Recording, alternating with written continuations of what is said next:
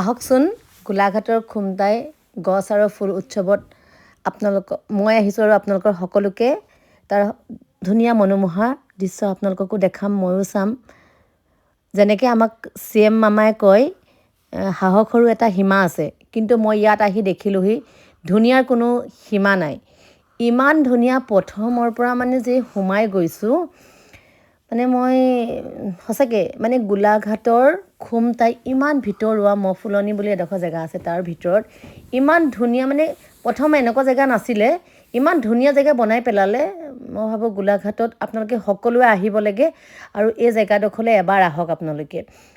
গোলাঘাটৰ 30 তাৰিখ, আজিতো গ'লেই বাৰু 30 তাৰিখটো, 31, 1, 2 তিনিদিন আৰু বাকী আছে। এই 3 দিনত আপোনালোকে সকলোৱে আহি উপভোগ কৰক।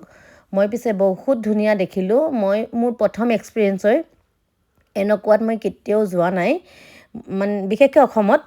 বাকী চেঘালয়ত হয় অলপ চলপ, এইবিলাক দেখাই পাওঁ, ইমান ধুনীয়া ফুল চুলবিলাক দেখি পাওঁ।